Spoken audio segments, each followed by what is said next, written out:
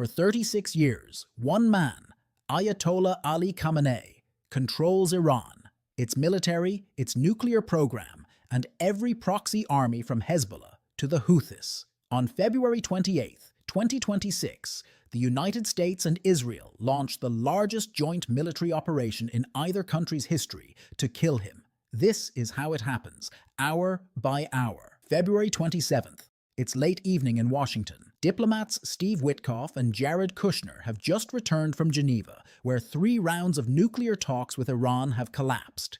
The US demanded that Iran destroy its nuclear sites, hand over all enriched uranium, and cut off funding to every proxy group. Iran refused all 3. Witkoff tells Trump a deal is impossible. Iran's foreign minister will later say a deal had been within reach. It doesn't matter. The decision has already been made. For weeks, Saudi Crown Prince Mohammed bin Salman has been privately calling Trump, pushing him to strike, even while the Saudis publicly support diplomacy. Netanyahu has been lobbying just as hard. The Israelis believe the time is right. For months, the CIA has been tracking Khamenei's movements, his routines, his meeting patterns, his location. According to the New York Times, American intelligence monitors him right up to the moment of the strike. But the Israelis have something even closer.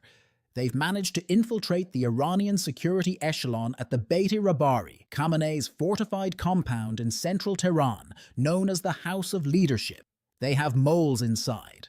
They know when meetings are being held, who is attending, and where. And Israel has spent 2 years gutting Iran's ability to defend its own airspace. In April 2024, they destroy an S-300 radar system. In October, 3 more, wiping out every Russian-made S-300 Iran has. The 12-day war in June 2025 takes out another 120 systems.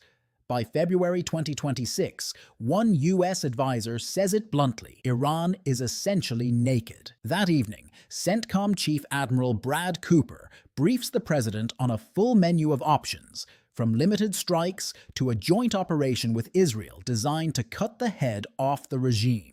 Trump chooses the biggest option on the table. The US codenames it Operation Epic Fury. Israel calls it Operation Roaring Lion. 4 aircraft carrier strike groups are already in position. 14 guided missile destroyers, submarines, B-2 stealth bombers, F-22 Raptors forward deployed to Israel. The largest concentration of American firepower in the Middle East since the 2003 invasion of Iraq. That night, something unusual happens in Israel.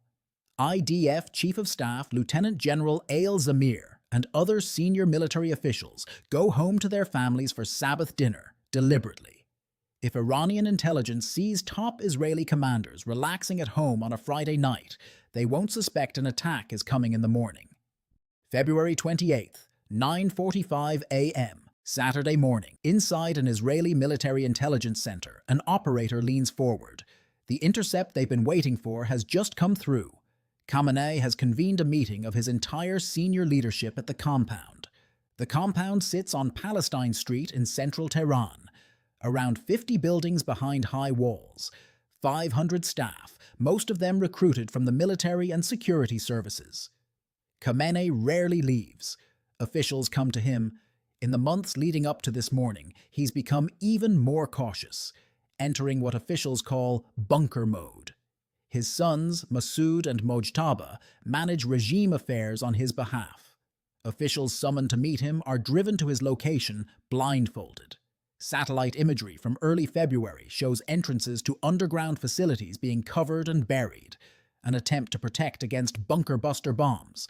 But this morning, he's come up from the deepest levels. He sits in a meeting room on a shallower underground floor. Around him, Ali Shamkhani, Secretary of the Security Council, Mohammad Pakpour, IRGC Ground Forces Commander, Ali Larijani, his most trusted advisor, Defense Minister Aziz Nasserzadeh, Chief of Staff Mohammad Bagheri. They are all there. The original plan has the strike happening at night, but with every senior figure gathered in one place, the operation is moved to the morning. In intelligence, they call this a target of opportunity, and they are not going to miss it. Israeli fighter jets, already airborne over the Mediterranean, receive new orders. They bank east. 3 formations split toward 3 locations in Tehran where senior regime figures have been tracked. The lead formation heads for Palestine Street. The first bombs hit the surface buildings, concrete fractures, glass blows outward. Then the second wave, heavier munitions designed to punch through layers of concrete and earth, floor by floor. 30 bombs hit Khamenei's compound alone. The Beit-e Rabari, 50 buildings, 500 staff, the nerve center of the Islamic Republic, collapses in on itself. Underground, the ceiling gives way. Simultaneously, the full force of Operation Epic Fury hits the rest of the country. Tomahawk cruise missiles launch from the destroyer USS Spruance in the Arabian Sea. Videos filmed over Iraqi airspace show waves of cruise missiles streaking east. Observers on the ground count over 20 in some clips. Israel sends 200 fighter jets against 500 targets across Iran. Over 500 strike sorties in the first wave alone. The largest Israeli Air Force operation in history. Task Force Scorpion Strike deploys Lucas kamikaze drones for the first time ever in combat. $35,000 each, built in Arizona. Designed based on Iran's own Shahed 136 drone. Iran's own weapon concept, turned against it. Back in Tehran, the dust settles over what used to be the House of Leadership. Killed alongside Khamenei, Ali Shamkhani, Mohammad Pakpour, Defense Minister Aziz Nasirzadeh, Chief of Staff Mohammad Bagheri, his daughter, son-in-law, and grandson, between 5 and 10 other senior officials. In one strike, Israel doesn't just kill the supreme leader, they kill the chain of command. 11 a.m. Trump releases an 8-minute video. 4 objectives: destroy the nuclear program, destroy the missiles, degrade the proxies, annihilate the Navy. Then he addresses the Iranian people directly. The hour of your freedom, he says, is at hand. 8 p.m. The Red Crescent reports the first numbers: 201 civilians killed, 747 injured, 40 Iranian officials confirmed dead. Midnight. For hours, Iran denies it. State media insists the supreme leader is safe. Anchors repeat the line. Official statements go out. But shortly before midnight, an Israeli official tells Reuters that Khamenei's body has been recovered from the rubble. Identified. March 1st. Iranian state media confirms it. The supreme leader is dead. 40 days of mourning are declared.